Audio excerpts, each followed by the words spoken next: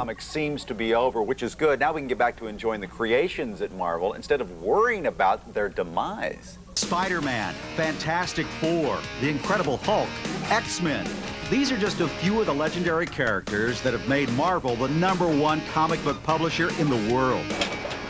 Marvel. On a recent Buzz visit to Marvel's New York headquarters, we found despite months spent near bankruptcy, Marvel now seems to be bouncing back. Marvel is going to try to take its comic books into the 21st century through a number of different ways, not only by expanding on the Marvel Universe, which is the superheroes that we have, but also to explore new genres that will appeal to a broader range of people. Yeah, this new X-Men looks good. The gatefold, I think, is going to really be hot. We've also introduced what we think is the first innovation in comic book formats since they were created back in the 1920s, and that's a gatefold cover. On one page, we'll introduce the characters, tell you who they are, so that you know who are all these strange superheroes running about. And the second page will give you the story up until now, so that you can find that you can jump into a comic book with any given issue. Eat napalm fish breath. It burns underwater. Marvel is continuing to spread its superheroes to other media as well. Following in the footsteps of their animated hits Fantastic Four and X-Men, TV's newest superhero, Silver Surfer, will debut in November. Silver Surfer marks the beginning of a 7-year pact between Marvel, Saban Entertainment, and the Fox Kids Network to develop at least 4 new animated series based on Marvel characters.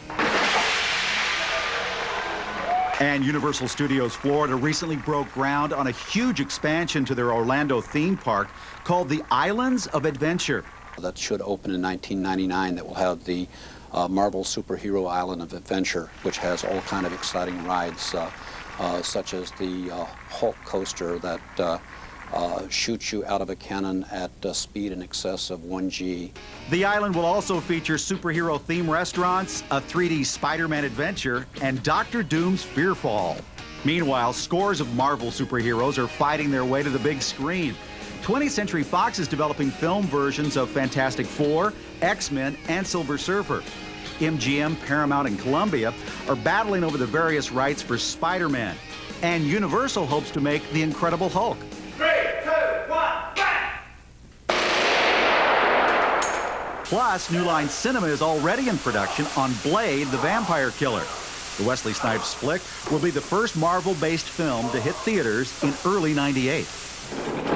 But even with all the recent activity in Hollywood and Orlando, Marvel Publishing continues to expand the core of its universe, comic books.